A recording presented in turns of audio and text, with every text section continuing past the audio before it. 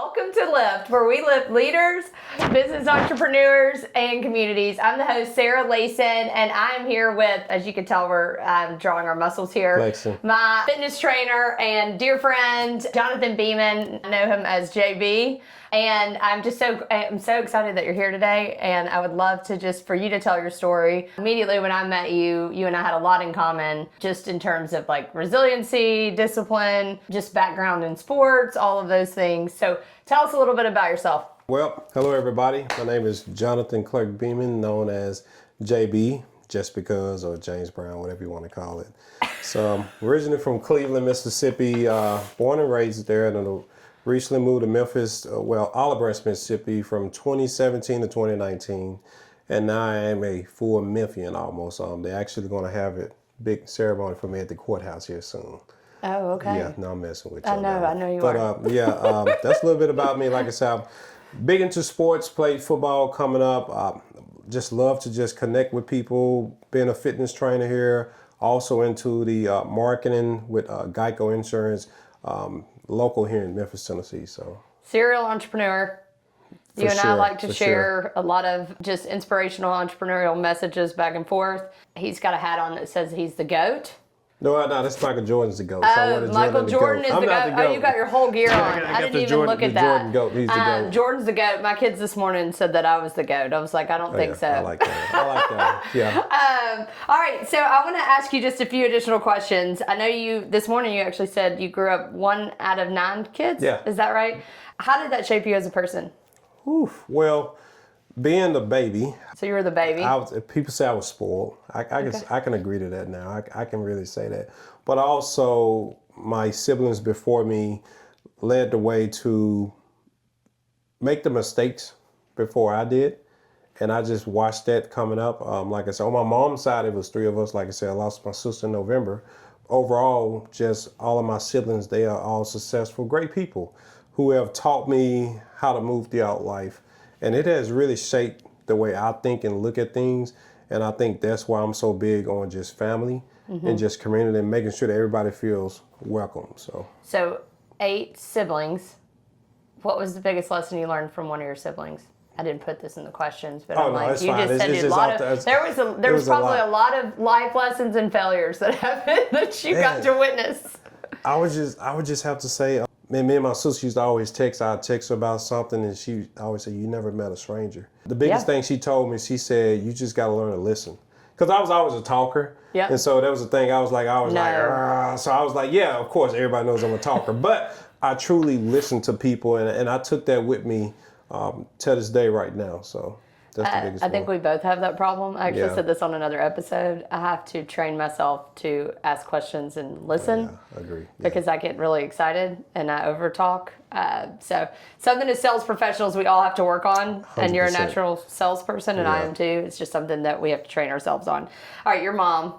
Love it when you talk about your mom. Josephine. She is your, I would say, superhero from what I can tell. Tell me a little bit about your mom and just y'all's relationship. You know what? I'll tell you this. Very, very strict coming up as a kid, but it was more so of because she cared, and she has worked so hard to get to where she has been and where she's at in life. So here's something just you can just really understand the relationship even better. Her birthday is March 20th. Okay. AKA she's a Pisces, they say. Okay. And mine's March 14th. So yeah, we probably bump heads a lot. But it's more so of a like, the thing about it, as I get older, I see so much of my mom in me. Yeah. And I take a lot of pride in it because she has shaped the way. Like I said, my mom grew up, I want to say 1 out of 16 kids. So coming up, she was also the only one to finish college. Okay. And that's not to discredit, all of my aunts and uncles. They're all successful, great, loving people. But she shaped the way and went that way. And she just always tell me, hey, Johnathan, keep your word. That's for sure. And think long term. Short term sacrifices for long term benefits. And that's something that, I'm always going to be her baby. Yep. But she looks at me now and kind of be like, okay, I can now see her letting me just kind of just be. Yep. But she's a tough, loving, caring, hardworking woman of God for sure. So through her journey, obviously raising kids, what would you say her legacy and impact it is? Well, to kind of narrow it down, so my mom, it was 3 of us she had. Okay. My older brother Shelton, my Gotcha. sister Alicia, and then it was me, aka the Yep. bad kid, I guess. Bad kid baby. Yeah, bad kid for sure. I was a rough one. I always tell a joke. She always told my big bro Shelton. She was like, if you see the National Guard or Army trying to sign you up in school, don't you sign up. Well, when I come along, she was like, you probably need to sign up. And I was like, wow, there goes that. But like I say, the biggest legacy I can say is just, man, just do the right thing. Yeah. It's just simple. Just do the right thing. Doing the right thing is always the right thing, and that's something that I try to live by every single day with. Whether it be going to work out myself or talking to people or just out and about, just do the right thing because you never know who's watching and you never know who you're going to need later. Yep. So, and we all need somebody at some point in life. So she's a spiritual woman, 100%, right? 100%. So I'm sure she instilled those values. So seeking God and all of those things, I'm sure, is critical. Oh yeah, right? It's like every time I text her if I have a problem, she always send like a scripture or refer back to this. I'm like, look, lady, I just need somebody. I'm like, hey, respect. I'm like, look, but I find myself listening to Merrick City. Okay. The gospel, I love them. And it's this song where grandma used to pray at night. I think of mom praying every night and waking me up for Sunday school and saying, you need to go to church. You need to get in the church. Well, I'm like, hey, I'm listening online. You still need to be in the church. Yeah, for the community. So, yeah, 100%. And that's what I love about her. So she's been strong in her faith over all the years and adversity she's been through, and it shows. So in terms of the early years and setting the foundation for who you are today, anything else? I know your mom shaped that, your siblings shaped that. Anything else during that time period that shaped you to who you are? Because you were very disciplined. You're an entrepreneur, very successful. Anything else that shaped you that stands out? I think experience is the best teacher. Okay. But also coming up with a dad and a mom was a big thing. Having my dad to install some stuff in me, like he used to always say this when we would be riding or it'd just be random out the blue. He would like, Johnathan, your mom and me not always gonna be here. Yep. And so, yes, as a kid, I'm like, oh, okay. But now as I look at it, I take those lessons that both of my parents have taught me and I apply it to my everyday life. Now, that doesn't mean I have to live the exact life how they lived it. Yep. Because like I said, they've made those mistakes like my siblings made. And some of them are good, some of them are bad, Yeah. But I can say just, my dad always, you ask me, where does the hard work come from? Dad and mom, 100%. Okay. I watched those two people work hard for their children to pave the way and to leave a legacy. And you talk about legacy, I can go home to this day and people say, hey, your dad did great work. That's or awesome. your mama clerk, Josephine, don't play. So that says a lot about me, how they carried themselves. So I think I'm a lot like your mom. oh yeah, 100%. Like you Sarah about Layson business. doesn't play. Yeah, doesn't play like like people. Your mama mean. I'm like, she ain't mean. She's just about my business. kids say that I'm scary and I'm very strict and I'm very structured because you know what, I say that to them all the time. I'm not going to be here forever. If I don't teach you how to be independent and I don't teach you your core values, I feel like I didn't leave my legacy and instill that in them. Right, you know, which I think there's a piece of that with me that I do come off strict, but the reality is it's just like you said, your mom, like just love at its deepest level, right? Sure. All right, I'm going to talk a little bit about discipline and resiliency. How did sports background shape your discipline and mental toughness? So, playing sports, it was something actually that just God's doing His work allowed me to, because honestly, I didn't want to play sports. Really? I was like the short, chubby kid, bullied as a kid, didn't really want to do nothing. People would tell you this, and I remember one time, one of my junior high coaches, Coach Nolan, he doesn't know this to this day until he probably watched this one day. He was like, Beamon, where you been all summer? I'm like, I was in New York City. I wasn't telling the truth. Wasn't being honest. And then next thing you know, he was like, hey, I heard you can throw a football. So he came on, and then next thing I tried out. And then as I look back at it, I see how hard work with football has allowed me to be where I'm at. And I take those life lessons. Some of my old coaches used to always say, you're going to meet people on this team that's going to be like a brother to you for life. Yeah. And I can truly say I have a few of those people that I still talk to this day, and we joke and we laugh. And I see how those coaches who also made the mistakes but really cared about us and showed true tough love for us. So it has shaped me a lot with the discipline and just being the competitive edge. Yeah. That has put it in me to not quit. I hate losing. Don't you think a lot of people lack that now? I feel like there's just the heart to compete in friendly competition. Seems like it is. I don't know. It's not as prominent. I would say. I mean, I know the people that we hang out with are highly competitive. I just feel like the status quo has become kind of normal. Well, I think every generation has their way and their definition of things. The competitive edge, if you look at just in general sports today, I can see people that are good friends, they hang out, but they go at it on the court. Yeah. But, you look at the traditional people like Jordan and Kobe, they didn't want to hang out with the people they was competing with because they don't want them to get an edge. Yeah. But it's kind of like also, you look at, Tom Brady, or you look at LeBron, and you see those guys hanging out with the top of the top players. Yeah. But they're really honest. They can really draw a line and say we're still competing. Yeah. So yes, I can see that to this day where a lot of people have lost the competitive edge, and like I said, not everybody plays sports. Yeah. So we have to take that into our life and put that into account. Like, okay, how do we get these people to just want to compete, not with somebody else, but for themselves? Yeah. I think your biggest competitor is yourself, 100%. Right? Tell me a little bit about coaches that have made an impact on your life. Who really stands out? Man, I tell you what, Coach Eubanks. Coach Eubanks. Coach Eubanks. Shout out to Coach Eubanks, man. Man, he was always just like he was one of those guys where you don't want to upset him. Okay. He was about business. And the thing about it, he always talked to me about stuff, and he got me into the mindset of thinking long term. And I used to always ask, we'd be at practice, and I'm like, Coach, we won't even do this in the game. And he'd come over there and he'd put his hand on my shoulder. He'd be like, Beamon. And it kind of scared me a little bit because he had just like Matthew McConaughey voice type. Hey, let me tell you something. And so he would talk to me, and then he was like, this is preparing you for the long term when you get in college. And I seen that.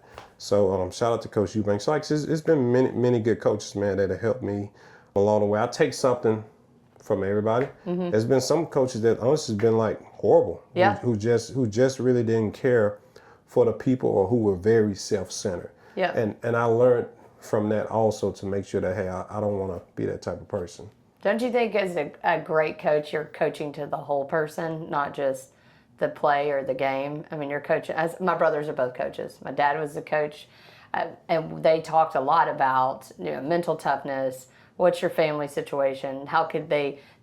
I know that they've been able to provide for some of the kids that they've coached that didn't have, the things that I had. And I just think a lot of times the greatest coaches understand there's a physical, mental, and just a relational component with parents that if these kids don't have, they as a great coach, I mean, they're doing a lot. Coaches do a lot outside of just coaching to a play in the game.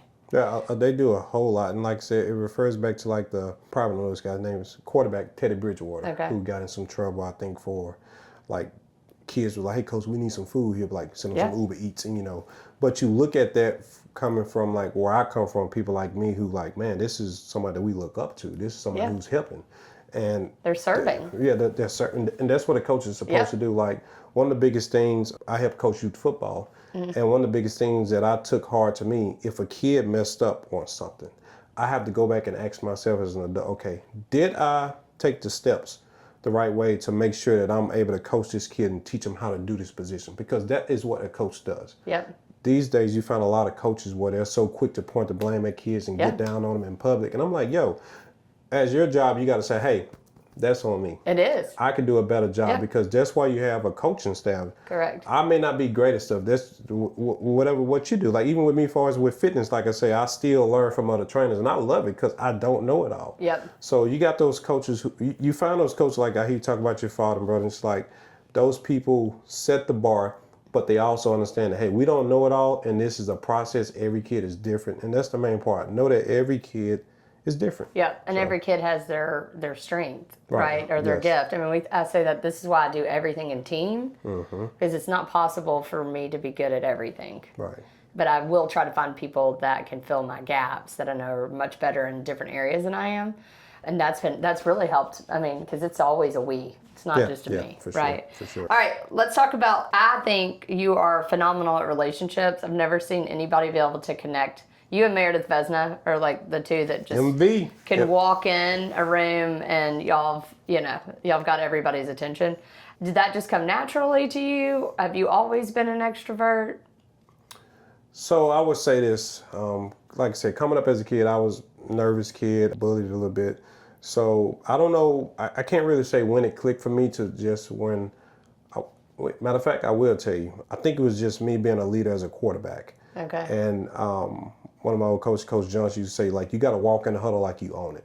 Yeah. And so that's command that thing. Yeah, exactly. Command 100%. So when I walk into rooms, I don't walk in with an arrogant spirit. I walk in with a confident spirit, and it's a big difference. It's a difference. It's a big difference because I'm speaking to everybody. Correct. I don't care who you are. You can be a roach on the wall. If that roach over there say, "What's up, JB?" I'm like, "What's up, Roachy?" Yeah. Like, we're gonna talk. Yep. Just make sure everybody feels Seen. welcome and seen. Everybody just wants to be seen. It doesn't matter where you're at work, from relationships to friendships. Everybody likes to be seen. So I think I can truly say that, when he told me that you need to walk in the huddle, command your huddle, talk, enunciate your words and everything, and I was like, all right, I got it. And that has put me to where I'm at today in some way. Well, and I think you also, there's an authority to it, but I do think the ego, if you lead with authority and ego, you're not going to get the respect. Right. If you lead with, hey, I'm here to serve, this is a team, and I'm leading and I'm commanding in the right way, then people will respect you. And like what you're saying, I mean, there is a big difference. And people will not follow you if you're going to lead with ego, right? And so understanding that, I think, is critical. All right. What's the difference between someone who works with people versus someone who truly invests in people? Typical corporate world. Explain that further. And so once you look at it, you look at like everything is cookie cutter. Yeah. You can tell, like when we talk about sales, you can tell a person who is just scripting. Yeah. Yo, just go with the flow. Just and it kills me because we all talk about don't talk yourself out of a sale, but it's like you find those people who are like really want to get to know you. Yeah. Who really want to.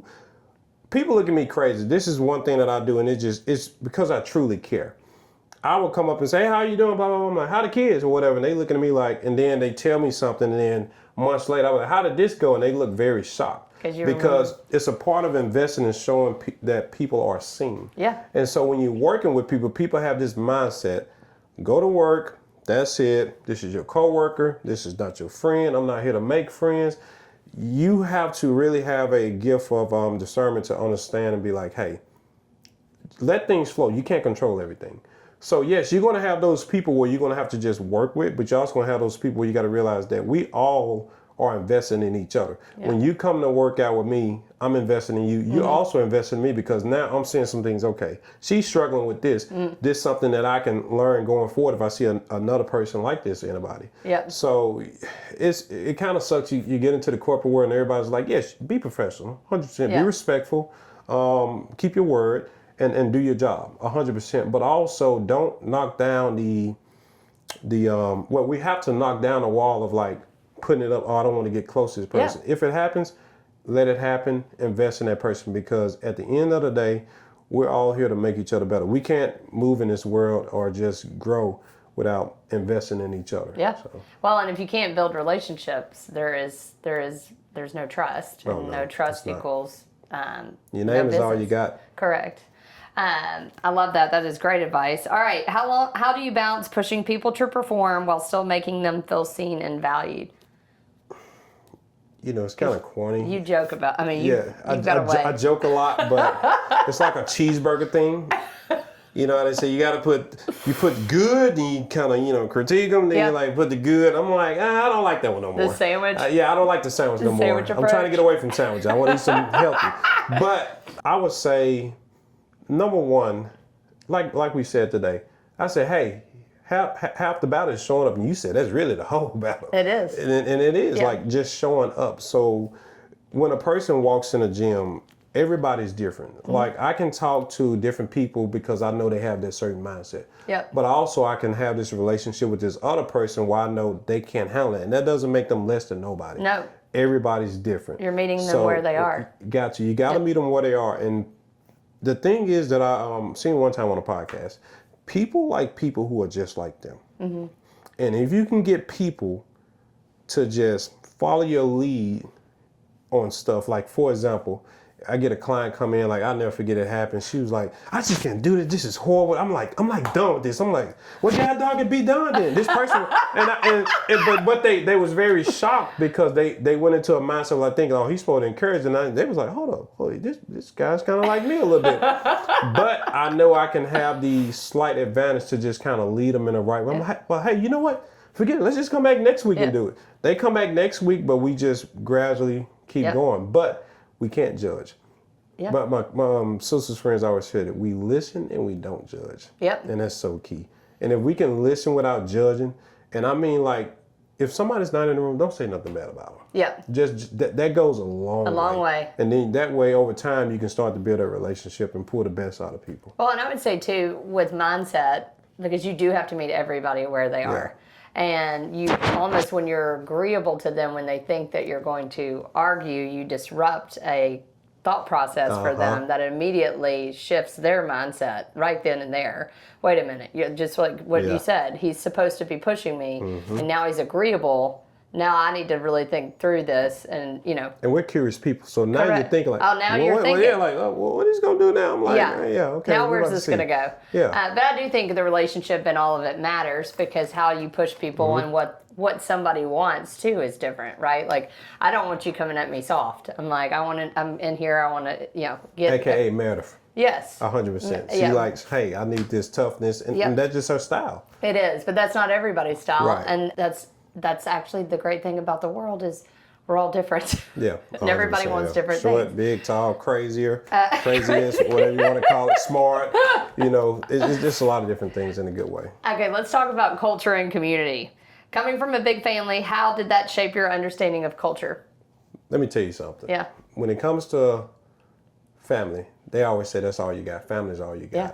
But you gotta, the way I look at it, family's all you got, but that doesn't just mean by blood. Yeah. It just means that those people that you've connected with who have showed up in your life in ways that, like, you can't even explain. They become family. People, I mean, true family. I tell people, I know some people for 20 years, and I know some people for 2 years. Those people I've known for 2 years have showed up for me more than whatever. And so coming up in a big family, I have a lot of cousins. Matter of fact, fun fact, I think I'm like the baby out of 40 first cousins on my mom's side. Now you are spoiled. I mean, So 40 first cousins, but then you add in everybody who's adopted, who I consider family. I don't look at them, then I'm not. But you look at that 40, I'm like, yes, I think my oldest cousin is 69, maybe. I'm 31. My oldest sibling is like 63. Wow. So I have a big range. So I'm able to just understand the culture from how things are changing from the younger generation to also the older generation. I love that you just brought this up, because I think we think cultures and different, we don't think in terms of demographic age. Right. We typically do it in terms of ethnicity. 100%. And there is another side to it, 100%, right? Like, and I say this often as a leader, and other entrepreneurs that are listening to this, when you're leading a large group of people, you have to understand that there is different community groups based on age demographics, and understanding how they want to be communicated with, what's a priority in their lives at whatever age range that may be. I think we forget that. Yeah, well, we get there for a lot, and that's when you have to be aware. Yeah. And that's when, as leaders or just people in general, we need to listen, because people, if you talk to them long enough to be around, they're going to tell you what you want to hear. Yeah. And you're going to be like, wow. Okay, this is confirmed on this. So like culture, most people think ethnicity, but then you look at, like, say, the range. Because I have older cousins who, you see me play a lot of different type of music in the gym. And then you come over, and then I like the younger music too, So you have to really understand that also, because that's a part of the culture. So. I like hip hop, just in case you ever wondered. Yeah, I like country, hip hop. I'm just a music fanatic. When I work out, so I like when you hip-hop. work out, you like she likes a little Warren G, Dr. Dre, Snoop Dogg here and there. Maybe a little Cardi B. How often do you and the cousins get together? How often does the whole family get together? Not much as like we used to. Y'all gotta plan that. That's a fun time. So actually, I will say this: they get together a lot. Just a lot of times, I'm not able to. Yeah. But like they're doing a big trip on my mom's side. They're doing a big cruise in April. Oh, that's fun. And so this year, actually, we want to do something big in October for my sister because she would have been 40. So we are planning trying to get something together. Maybe go to Houston or come to Mississippi. But I remember at one point we had a family reunion every summer. It was kind of crazy because they would rotate, but dad's side would have it, and next my mom's side would have it. So every summer I had something to do, We did that. I don't know if those are as common anymore. It doesn't seem like there was always somebody though in the family that was always in charge of the family reunion planner. Like they were the ones that always put it together. So shout out to my grandmother because she was that person every single year. All right. How do you build culture at the gym that people want to be a part of, that community? Well, I can truly say that at the gym that we're at, a lot of everybody knows everybody, but there's a lot of different personalities. Yeah. And that's what I love about it. Right. And I think the one biggest thing is it starts with just speaking to people. Yeah. Because if I've seen it time and time from working at Orange Theory to Club 4, it bugs me. As a trainer or anybody, you should at least speak to people, especially as a trainer. Acknowledge them and say hi first. Say hello, say good morning. I don't care. Most people say, what's up, good morning, how you doing? But then you get some people who are just nervous and closed off. Yeah. You just have to do that. And then, like I say, establishing that culture at the gym for us, within my clientele, I do client events. I love to do that to bring people together because I have a way of connecting people. And I know, for example, you're in the real estate, okay? Well, we got other people who may be with a moving company, got somebody who's security. It's always good to connect people because I hear a lot of people always say, man, I'm looking for so-and-so, and it pops up, hey, you need to meet so-and-so. So that brings also that, but also we don't go in looking for it as a business. A lot of people come in, I have some people man, you connect with a lot of people, Kim. I'm like, look, just come there and just really connect with people naturally. Just let it flow. It's going to happen. Because connect with people and have fun. Yeah, relationships, it's a big key. So developing that, like I said, we joke, we do client events. And of course, I'll throw in a joke here and there. I do something funny, I might here start and there, every 5 minutes. Every 5 minutes, I might throw in a slow song like Whitney Houston or whatever. Everybody look at me and I just laugh, So I think it's just making people laugh and just making people, like I said, feel seen. So. I don't think a lot of people realize how much after coming out of the pandemic, people were craving culture and community, and they still are, right? And so being a part of that, I do. Scott and I talk about this because technology is moving at a rapid pace. And it's a commodity. We believe that AI essentially build things overnight, right? That what you have to hire all these engineers for, right?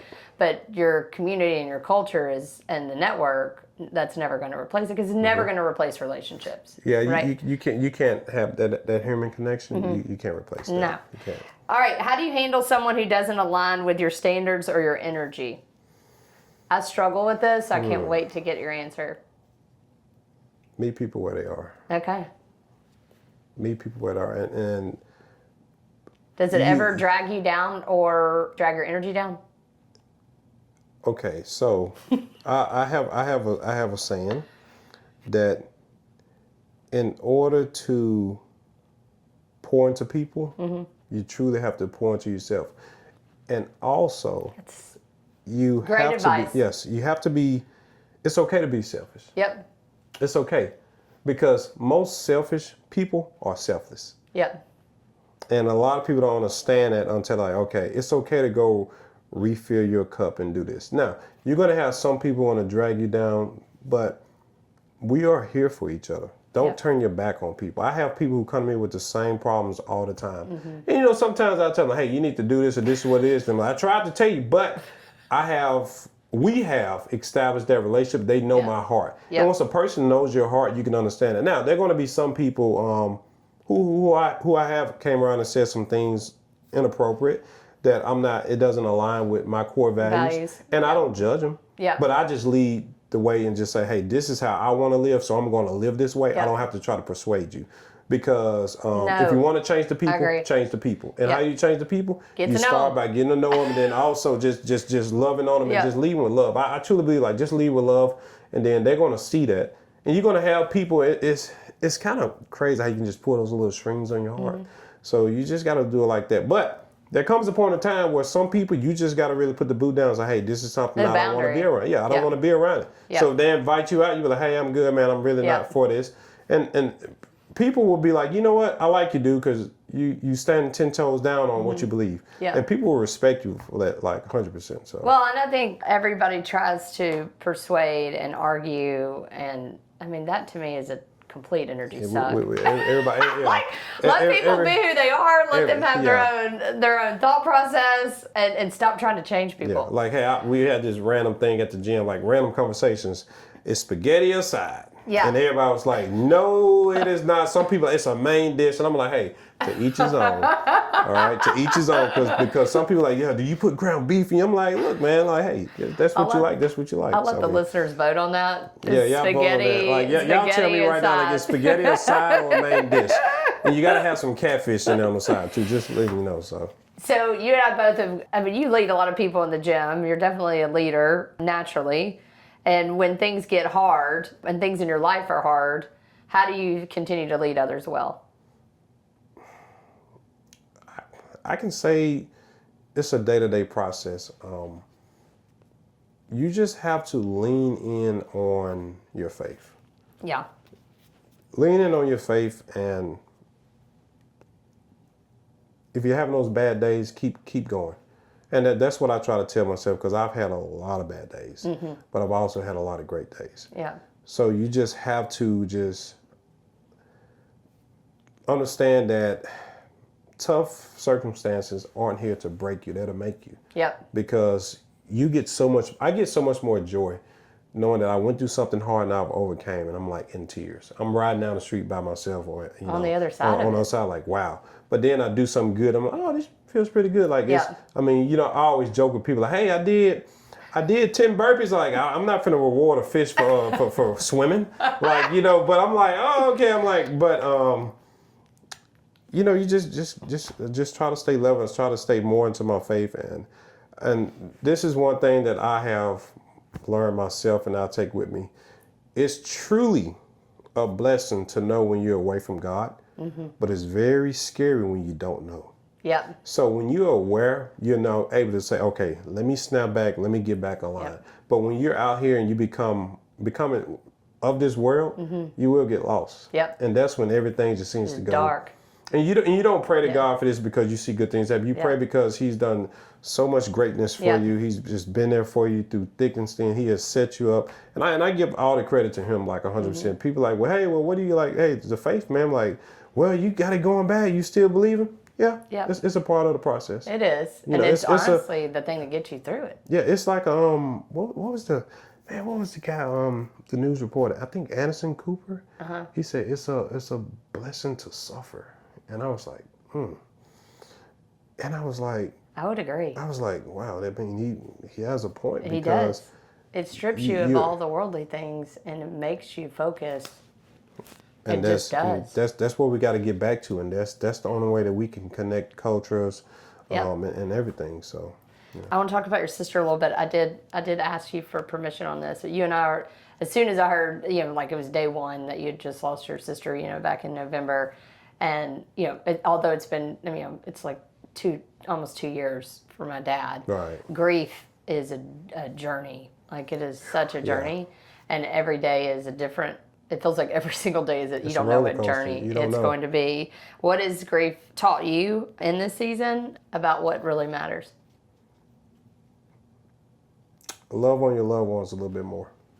Those are one of those ones where when we talk about grief, like when we talked about culture, we talked about how everybody thinks it's ethnicity. But with grief, it's not just death. It's about the living too. Correct. And it's also... we are now, I know for me, I am grieving the person that I thought I was going to be with my sister here. Yep. So that hits Totally different. Yes, grieving my sister of the everyday life of texting, joking, sending Instagram photos to now it's like, who do I talk to? Yeah. And even if you can have 100 other people you can talk to and send stuff, it's just not the same. No. So in this season, for me personally, that the grief process is a day-to-day process, and I'm just telling myself it's okay to cry. Yeah. It's okay to do this. It's okay to do that. And I felt bad for a while. Like I said, when my sister passed, I flew right out to Houston that morning, and then I got right back to work Monday. And then next thing I'm fast forwarding, and I had just people just tell me like, hey, I felt very guilty for taking a day off or 2 days off. But I had to really understand like, hey, do this. So yeah, I put on the 3 pounds. I'm like, I'm gonna go eat me a cheeseburger. I'm gonna go do this. And grieving, it was just the grieving process. And I felt bad. I thought something was wrong with me, honestly. Yeah. Like February, I was like, something's wrong with me. And I'm like, Everything's stalled. it's just stalling. Like It's stalled. your whole life, like my girlfriend always say, she said, oh, you don't even remember we did this. And I was like, I really don't. And it's like my whole life is a blur. Yep. From November until now, it's been like that. So it's an everyday process. Like I tell people, just keep going, keep leaning in your faith. Man, you know, we can't question the man above. We just gotta just trust his process. And I love what you just said. I've never really thought about it. It is almost, it is 100% redefining you, because you have that dependence on that relationship, right? That it's always been. Yeah. And then when that is no longer now, I say this all the time. I feel like my dad is always in me, like in my heart, right? Oh, yeah. Like I know, I hear him, and see him very vividly, and feel like he's still coaching me from above, right? But it still redefines you, because who do I call for advice, you know? And it goes back to what you just said. Number one, movement is medicine. Oh yeah. And walking with God, like literally walking outside, was the one thing that saved me. I remember the day after, I just laid in bed and I was like, get up. I'm like literally telling myself, get up out of bed and go walk. And I think, every single day it is a blur for a long time. And grieving is different from everybody. No matter if the person was younger or older. Yeah. A loss is a loss. It is. People could grieve their pets. Like, and it's a connection. That connection that you have had is now, it's still there. Yep. In the spiritual realm, but as far as physical, it's like, how do we reset this? Like I said, from losing my father in 2016, that was a big hit for me. He was like my best friend. And then coming out to, I think exactly 9 years later, my sister, and who was like the cool part about it, me and my sister Alicia had the same mom and dad. So that special connection has bonded me here. Yeah. So like I say, I just encourage everybody just to, don't rush it. If people keep saying, go to therapy, you need to go to therapy. Like, hey, take your time. Yeah, go when you're ready. Right. Just trying to get through the minute. Yes, the second. Yeah. Like it had those moments where you just ride down the highway, you just get sad and angry all of a sudden. So it's a process for everybody. And some people really handle it well, and some people don't, but everybody's different. So yeah. Do you mind sharing how special your sister was, who she was? Oh, she was hilarious. She was like funny. Like a family comedian? Oh, she was funny. She was funny. Like everybody talked about, like, when I had my birthday party, and they was like, man, your big bro Shelton is really funny. I'm like, that's mom's personality and dad's personality. Like, my dad was a comedian. Not like real comedian. Yeah. He was funny. He was always hilarious. Telling a joke. But me and my sister, we would always joke about stuff, or we'll be out and about, man, and she'd be look at this, look, and she just start laughing. But it was just always a good time. She was just a really, really, really great mom.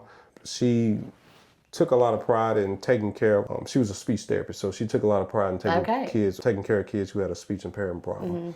We had a bond that nobody could ever talk. We text almost every day. When I found out she wasn't doing well, we even talked before that I would fly out to Houston and she'd come get me. So she was funny for sure. Funny, and sounds like a great person. She was about her business. Others. She got like she finished school, got I think like 2 masters. Masters. Yeah, 2. Yeah. So she was really after it and really just striving to be the best person that she could. And I thank God in those. We don't really know the last days with people, so I thank God that I got an opportunity just to talk with her in those last days and just I seen how she started her mind, I felt like she was at peace knowing the decision that she wanted to make. Like, So yeah. I feel pretty good about that. But she was like, she has a lot of our mom in her. You know, she's very going to get stuff done about business and very disciplined. So, yeah. All right. I think we're going to go into just talking a little bit about legacy, and then we'll do rapid fire questions. Rapid fire. When people encounter you, what do you want them to feel? Just love. Love. Just love. And when they encounter me, I want them to feel love. I want them to feel that peace. I want them to feel that when they look at me, they see, okay, that's a God-fearing man. He's a good man. Yeah. You know, I hear people say that all the time. And they're like, JB, you're a good man. I'm like, I try. Just try to be the best I can be. Yeah. Well, I would say you are. I wouldn't say you try. You're a great human. How has the definition of success evolved over time for you? Success used to look like bills paid, nice car, nice trip, fly whenever I want. We're still just playing traveling. that. Yeah, we're playing that. We're trying to take off. We're trying to fly. But success to me is when I wake up in the morning, I'm in good health. I can call my mom. I can, just reach out to my loved ones, my family. I can just keep walking, and I have a roof over my head. I have a car I can drive, and it's not all materialist, but I can talk. Yeah. I'm able to connect with people. I have been put in a position to help people, and I'm truly living in my purpose. So that's what success means to me, and I understand that. I might be a person that one day when I have a family and kids that I may be the sacrifice person to where they can live an even better life. So and that's a tough pill for us to swallow. Yeah. So I'm like, hey, okay, I'm fine with that because my mom and dad and then my grandparents have paved the way for me to be where I'm at. So success to me looks basically like, hey, my health is good. Yep. I can go out and have like a nice little dinner, a little drink here. I can go mingle with friends, and I can even go just see my family. So. Well, I think there's a richness in relationships and success and freedom, right? At first, I saw success as money, right? When you're a kid. Yeah, when you're a kid, you be like, yeah, I didn't get that big car. I need the car, I need the house, Mm-hmm. I need all the things, and then with wisdom comes, some awareness. It's like, I really need freedom of time so that I can spend more with people that I love. Like Chris Stapleton says it best. He has a song. Your favorite artist? One of my favorite artists. Chris Stapleton. Chris Stapleton, 100%. I know. Millionaire. They say love is more precious than gold. It is. And it truly is. I love that. All right, what's the last question in this section? What kind of legacy are you building for your family? A legacy to where we can continue to connect people, invest in people, but also leaving a legacy of love.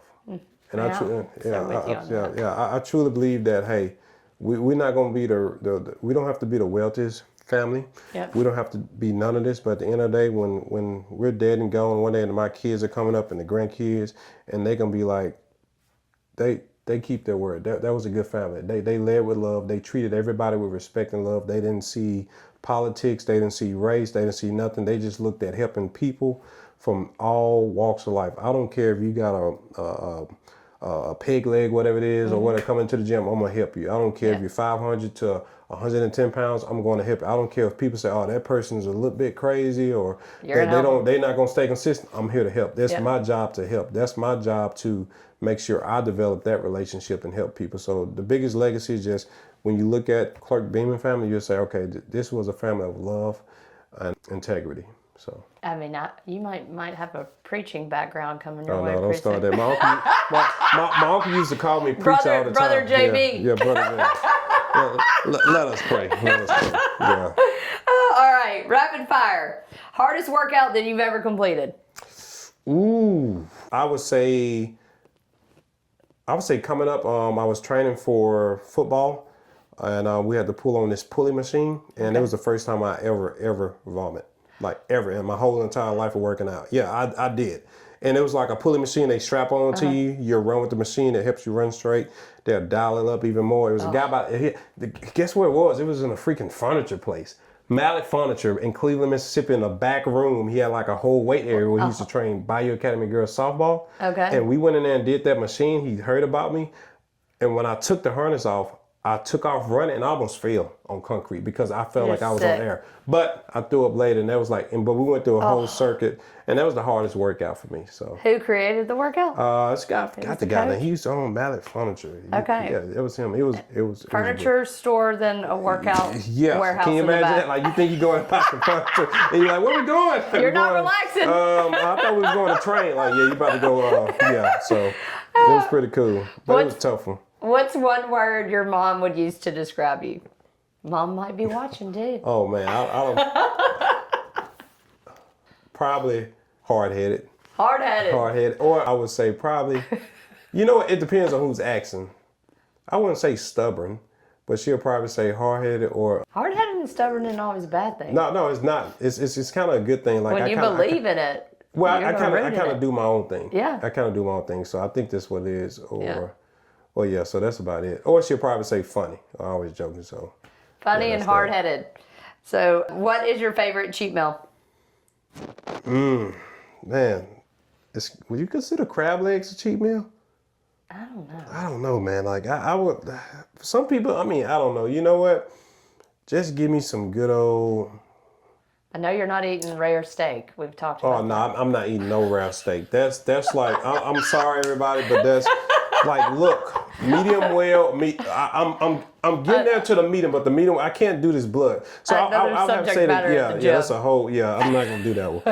I would have to probably say like honey gold chicken wings with side of fries. Yeah, honey gold chicken I wings. can get behind with that. Crab legs, I'm like, nah. fries. Yeah, crab leg. I can tear that up. All right.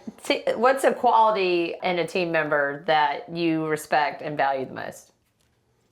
And the team member that I respect and value the most, out of like people that I met in my life, man, I would say attention to detail. Okay. Attention to detail. And he's actually one of my clients. And he pays so much attention to detail. It's like ridiculous. And it gets me to the point to where I'm like, I'm fired up.